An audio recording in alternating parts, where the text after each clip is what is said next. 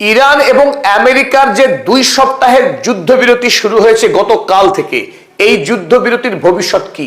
আদৌ কি এই যুদ্ধবিরতি টিকবে? কারণ একদিকে যখন লেবাননের ধারাবাহিক ইসরায়েল বোমাবর্ষণ করছে, আর একদিনের বোমাবর্ষণে গত রাতেই খবর হয়েছিল 254 জন লেবানিজ মানুষের মৃত্যুর খবর। আজ ধারাবাহিক অনবরত দক্ষিণ লেবাননে বোমাবর্ষণ করে চলেছে দানব আইডিএফ বাহিনী। এখনো পর্যন্ত মৃত্যুর সংখ্যা কোথায় গিয়ে দাঁড়িয়েছে? অনুমান 300 ছাড়িয়ে 400 দোরগোড়ায়, যদিও সরকারি হিসেব এখনো হাতে এসে পৌঁছয়নি। তবে এই মুহূর্তে গোটা লেবানন জুড়ে সন্ত্রাস তৈরি করেছে ইসরায়েল, আর এই সন্ত্রাসের প্রত্যক্ষ মদদ দিয়ে যাচ্ছে আমেরিকা যুক্তরাষ্ট্র।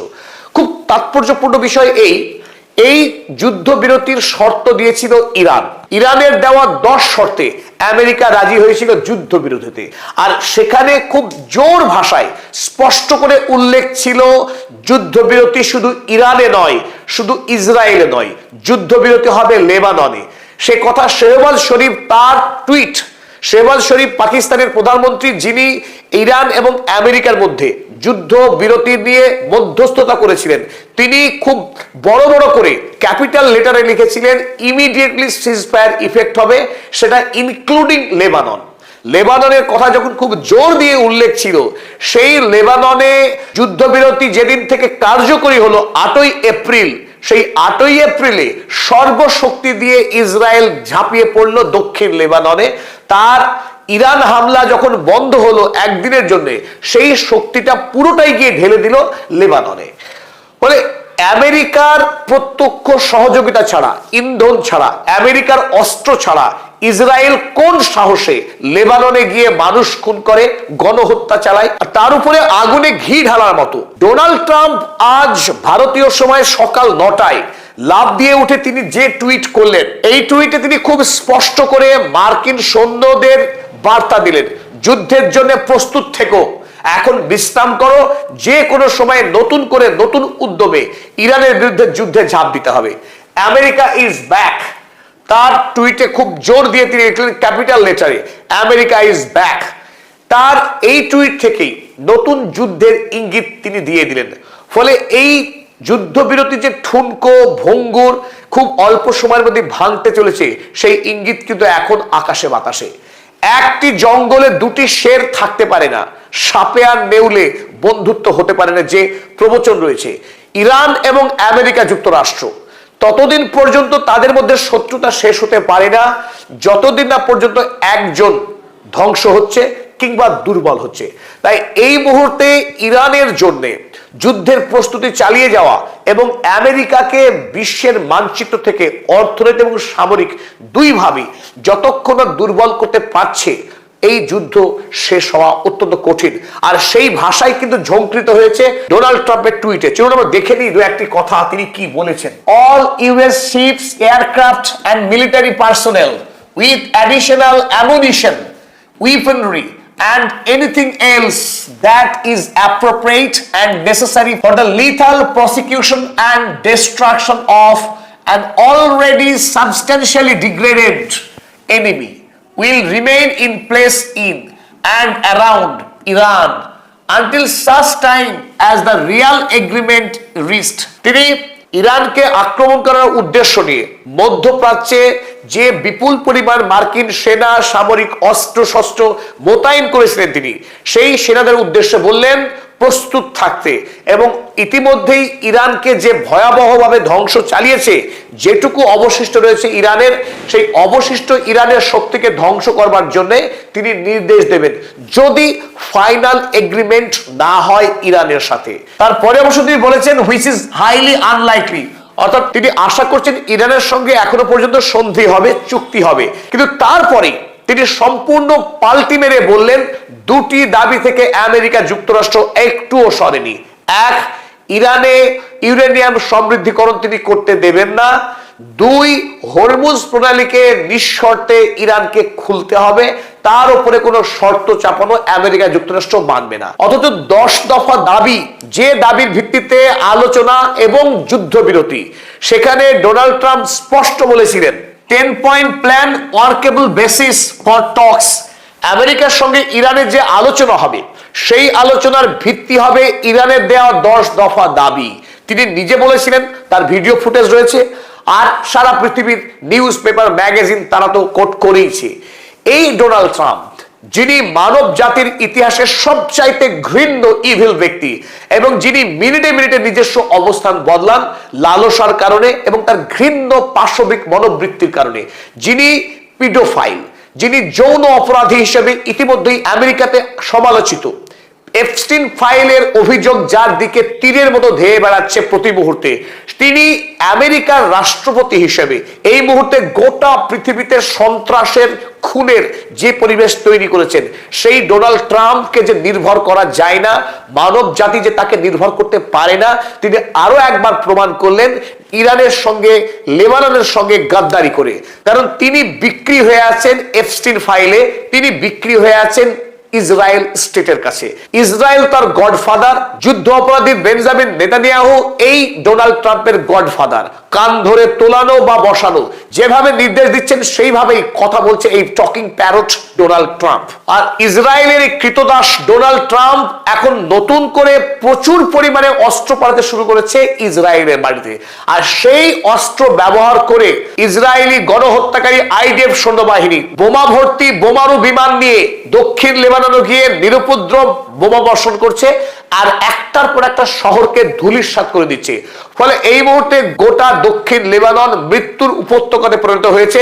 হাজার হাজার মানুষের কান্নায় আকাশ ভারী হয়ে আসছে লেবাননের। এই বোমাবাজির পরে কয়েকটা জায়গায় যেভাবে ধ্বংস হয়েছে তার একটা ছবি আপনারা এখানে স্ক্রিনে দেখতে পাচ্ছেন। যখন উদ্ধারকারীরা কাজ শুরু করেছে তখনও কিন্তু ভয়াবহ আগুন জ্বলছে গোটা এলাকা জুড়ে, ধোঁয়ায় ঢেকে গেছে এলাকা। লেবানন একটি ভূমধ্য সাগরের তীরে ব্যবসায়িক দিক থেকে অত্যন্ত অনুকূল জায়গায় অবস্থিত লেবানন দেশ, যার বেইরুট পৃথিবীর অন্যতম প্রধান বাণিজ্য কেন্দ্র হতে পারত। অথচ এই লেবাননের উপরে ধারাবাহিক সেই শুরু থেকেই ইসরায়েল রাষ্ট্র হামলা চালিয়ে এই সমৃদ্ধ জনপদকে ধ্বংস করে আসছে। অথচ রাষ্ট্রসংঘ যারা ইরানের বিরুদ্ধে একটার পর একটা রেজুলেশন নিয়ে একটার পর একটা স্যাংশন চাপিয়ে তাকে পঙ্গু করে রাখার এক ভয়ঙ্কর অপচেষ্টা করে আসছে, সেই রাষ্ট্রসংঘ কোথায়? ইসরায়েল যখন লেবাননের উপরে এই দানবিক গণহত্যা শুরু করেছে, পশ্চিমী দুনিয়ার যে প্রতিষ্ঠান, কোথায় সেই রাষ্ট্রসংঘ? তাদের পক্ষ থেকে ইসরায়েলের বিরুদ্ধে একটি সতর্কবার্তা পর্যন্ত শোনানো হয়নি। এখানেই পরিহাস যে পশ্চিমী দুনিয়ার এই যত প্রতিষ্ঠান তৈরি হয়েছে তাদের একটাই কাজ, এশিয়া আফ্রিকার এই দুর্বল দেশগুলোকে ধ্বংস করা, গণহত্যা চালানো, কেবলমাত্র পশ্চিমী রাষ্ট্রগুলোকে পরিপুষ্ট করার জন্য। আমেরিকা রাষ্ট্রের মদত যখন এই গণহত্যা চলে তখন রাষ্ট্রসংঘ নীরব থাকে। স্বাভাবিকভাবেই ইরানের পক্ষে চুপ থাকা অসম্ভব। লেবাননের উপর যখন আকাশ থেকে বৃষ্টির মতো বোমা বর্ষণ হচ্ছে আইডিএফ সেনার হাতে, তখন ইরান নড়ে চড়ে বসেছে। যুদ্ধবিরতি অফিসিয়ালি না ভাঙলেও তাদের পক্ষে হরমুজ প্রণালীকে সম্পূর্ণরূপে আরো একবার বন্ধ করা হয়েছে আমেরিকা এবং তার বন্ধু রাষ্ট্রের জন্য। হরমুজ আগের অবস্থায় ফিরে গিয়েছে, সেখানে খুব অল্প সংখ্যক ট্রাফিক চলছে।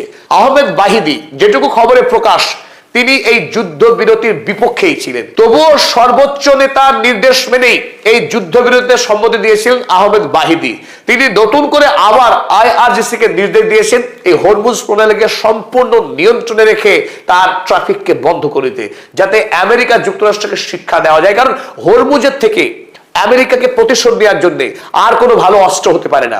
বিশ্বের বাজারে তেলের দাম যখন গতকাল এই যুদ্ধবিরতির খবরে $90 নেমে এসেছিল, সেই তেলের দাম আজ আবার বেড়ে গিয়ে $97 প্রতি ব্যারেলে হয়ে গেছে।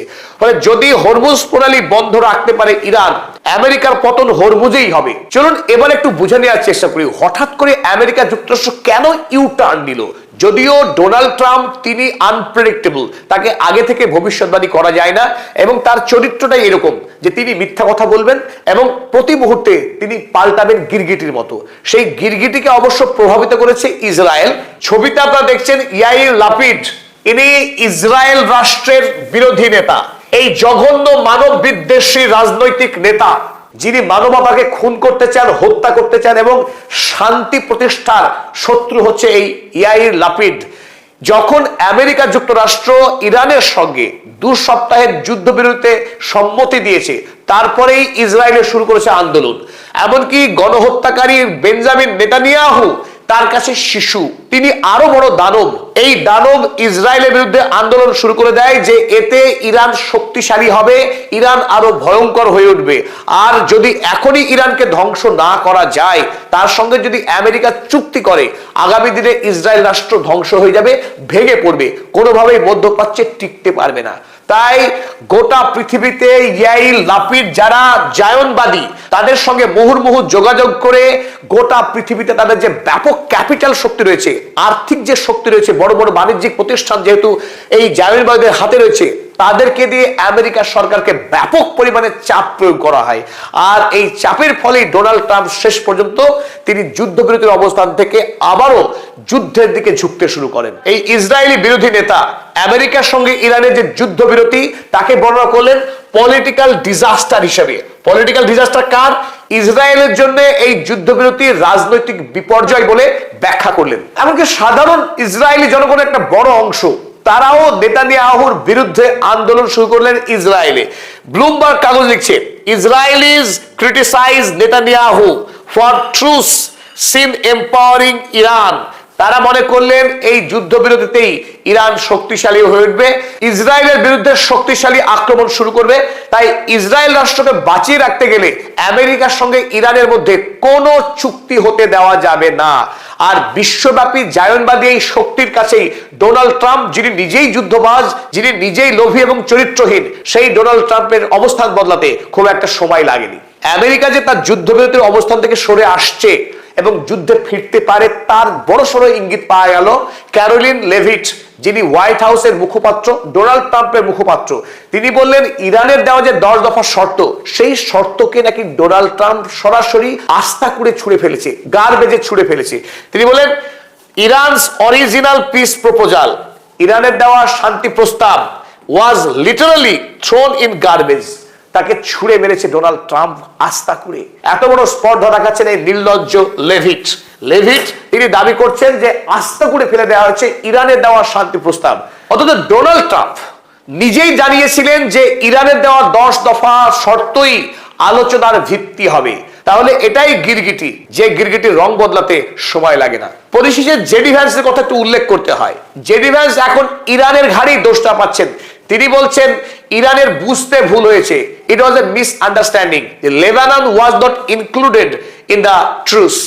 ইরানের সঙ্গে যুদ্ধবিরতির শর্তে লেবানন কোনোভাবেই সংযুক্ত ছিল না, এটা ইরানি নেতাদের বোঝার ভুল। তবে একথা গোটা দুনিয়া দেখেছে যে শেহবাজ শরীফ তিনি তার টুইটে কি লিখেছিলেন, লেবানন যে এই যুদ্ধবিরতির অংশ সেটা বলার প্রয়োজন রাখে না। কিন্তু প্রশ্ন হলো যে লেবানন দয়া যদি চায় ইসরায়েলের কাছ থেকে, সেটা ভুল হবে। কারণ ইসরায়েল রাষ্ট্র গণহত্যা করায় যার ধর্ম, সে কখনো দয়া করে কোনো রাষ্ট্রের প্রতি যুদ্ধবিরতি ঘোষণা করতে পারে না। তাই ইরানও যদি হঠাৎ করে আশা করে বাঘ ঘাস খাওয়া শুরু করবে মাংস থেকে, সেটা হতে পারে না। ইসরায়েলকে শাস্তি না দিতে পারলে, যদি আন্তর্জাতিক সংস্থা, রাষ্ট্রসংঘের মতো সংস্থা যে এখন মরতে বসেছে, এইরকম আন্তর্জাতিক সংস্থা এবং রাশিয়া, চীনের মতো রাষ্ট্র যারা পৃথিবীতে আন্তর্জাতিক আইনকে এখনো বাঁচিয়ে রাখতে চায়, এই আন্তর্জাতিক বিশ্ব যতক্ষণ ঐক্যবদ্ধ হয়ে ইসরায়েলের উপরে চাপ প্রয়োগ করতে পারছে, তাকে শিক্ষা দিতে পারছে, এবং ইরান যতক্ষণ না পর্যন্ত সুপার পাওয়ার হচ্ছে মিলিটারিলি, ততক্ষণ পর্যন্ত ইসরায়েলের গণহত্যা বন্ধ করা মনে হয় অসম্ভব। তবে ইরানের পক্ষে আব্বাস আরাগচি খুব স্পষ্ট করে জানিয়েছেন যে ইসরায়েল আইন ভাঙবে আর ইরান যুদ্ধবিরতি পালন করবে, এটা হতে পারে না। যদি ইসরায়েল এই অন্যায় যুদ্ধ বন্ধ না করে, ইরান অবিলম্বে নতুন করে যুদ্ধ শুরু করবে, সময় নেবে না। The Iran US ceasefire terms are clear and explicit. ইরানের সঙ্গে আমেরিকার যুদ্ধবিরতির শর্ত খুব স্পষ্ট। The US must choose ceasefire or continued war via Israel. আমেরিকাকে দুটির মধ্যে একটি নির্বাচন করতে হবে, হয় যুদ্ধবিরতি নতুবা যুদ্ধ। It can not have both. যুদ্ধও চালাবো আবার যুদ্ধবিরতিও চাইবো, এটা কখনো হতে পারে না। এই কথা দৃঢ়তার সাথে জানিয়েছেন আব্বাস আরাগচি। অর্থাৎ ইরান যে নতুন করে যুদ্ধ শুরু করতে ভয় পাচ্ছে না বা পিছু পা হবে না, সেই বার্তাই দিয়েছেন তিনি। তবে আমরা এখনই সম্পূর্ণরূপে নিরাশ হচ্ছি না। যদিও লেবাননে এক ভয়ঙ্কর গণহত্যা চালাচ্ছে ইসরায়েল, তারপরে আমরা বলছি আগামীকাল ইসলামাবাদের দিকে আমাদের দৃষ্টি থাকবে। ইরান এবং আমেরিকার দুই পক্ষের আলোচনায় কাল কি হচ্ছে যতক্ষণ না আলোচনা শেষ হচ্ছে এবং দুই পক্ষ জানাচ্ছে যে আলোচনা ফলপ্রসূ হয়নি, ততক্ষণ আমরা আশায় থাকলাম। প্রিয় দর্শক, নেতানিয়াহু হঠাৎ করেই যেন আবার দৃশ্যপটে ফিরে এসেছেন। কাল পর্যন্ত যাকে মনে হচ্ছিল ঘরের বাইরে রাখা হয়েছে, এখন আলোচনার অলিন্দে তার ছায়াই যেন সবচেয়ে বেশি ঘোরাফেরা করছে। নিউ ইয়র্ক টাইমসের একটি রিপোর্টের পর নেতানিয়াহুকে নিয়ে সমস্ত প্রশ্ন আবার আলোচনার কেন্দ্রে চলে এসেছে। প্রশ্ন উঠছে, নেতানিয়াহু কি ট্রাম্পকে নিজের হাতের মুঠোয় বা কন্ট্রোলে নিয়ে নিয়েছেন? এখানে ইসরায়েলের ভূমিকা ঠিক কী ছিল, আর আগামী দিনে কি হতে পারে? আজ আমরা এই বিষয়টি বিশ্লেষণ করব।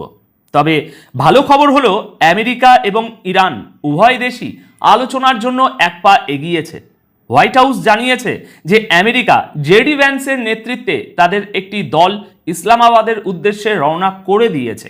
এই দলে জেডি ভ্যান্স ছাড়াও রয়েছেন মধ্যপ্রাচ্যে ট্রাম্পের বিশেষ দূত স্টিভ উইটকফ এবং ট্রাম্পের জামাই জ্যারেড কুশনার। যুদ্ধের আগে যে আলোচনা চলছিল সেখানেও এই কুশনার এবং উইটকফ উপস্থিত ছিলেন।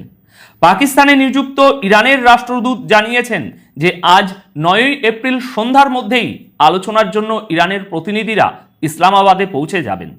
আগামী 11 এপ্রিল হতে চলা এই আলোচনার দিকে যাদের নজর ইসলামাবাদের উপর থাকবে, তাদের নজর ইসরায়েলের উপরও থাকবে। ইসরায়েল কি এই আলোচনা হতে দেবে, নাকি এর মধ্যে আবার কোনো কাণ্ড ঘটে যাবে? নেতানিয়াহুর কারণে এমন আশঙ্কাও তৈরি হয়েছিল যে ট্রাম্প হয়তো এই চুক্তি থেকে পিছিয়ে যেতে পারেন, কিন্তু তিনি তার দল ইসলামাবাদে পাঠিয়ে দিয়েছেন। এর আগে ট্রাম্প অবশ্য বলেছিলেন যে আমেরিকার সেনাবাহিনী যেখানে আছে সেখানেই থাকবে, যতক্ষণ না চুক্তি সম্পূর্ণ হচ্ছে সেনাবাহিনী বিশ্রাম নেবে এবং পরবর্তী হামলার প্রস্তুতি নেবে। America is back. দর্শক, আলোচনার আগে এই ধরনের বক্তব্য আমেরিকার একটা হুঙ্কার হিসাবে দেখা উচিত, যাতে ইরানের সামনে আমেরিকা নিজেদের দুর্বল না দেখায়। ইরান বলছে আমেরিকা তাদের কাছে ভিক্ষে চাইছিল, আর আমেরিকা বলছে যুদ্ধ থামানোর জন্য ইরান নাকি কাকুতি মিনতি করছিল। এদিকে আলোচনার শর্তাবলী নিয়ে লেবানন ইস্যুতে আমেরিকা ও ইরানের ভিন্ন ভিন্ন মতামত সামনে এসেছে। নেতানিয়াহু এবং জেডি ভ্যান্স বলছেন যে লেবানন কখনোই এই আলোচনার অংশ ছিল না। লেবানন নিয়ে আমেরিকা কোনো প্রতিশ্রুতি দেয়নি। অন্যদিকে পাকিস্তানের প্রধানমন্ত্রী বলেছেন যে লেবাননও সিজফায়ার বা যুদ্ধবিরতি লাগু রয়েছে, মানে যুদ্ধবিরতির অংশ হতে পারে। এই আলোচনা ও যুদ্ধবিরতির কথায় নেতানিয়াহু রেগে গেছেন এবং লেবাননের উপর একটা ভয়াবহ হামলা চালিয়ে বসেছেন। একদিনেই এই হামলায় সেখানে 1100-র বেশি মানুষ আহত হয়েছেন এবং 250 জনেরও বেশি মানুষ মারা গেছেন। সে এক ভয়ঙ্কর ধ্বংসলীলা চলেছে। লেবাননের প্রধানমন্ত্রী নওয়াব সালাম শোক ঘোষণা করেছেন। বৈরুতে 90 জনের বেশি মানুষের মৃত্যু হয়েছে। অ্যাসোসিয়েট প্রেসের সাংবাদিকরা রিপোর্ট করেছেন যে বৈরুতের রাস্তায় সাধারণ মানুষের পোড়া লাশ পড়ে থাকতে দেখা যাচ্ছে।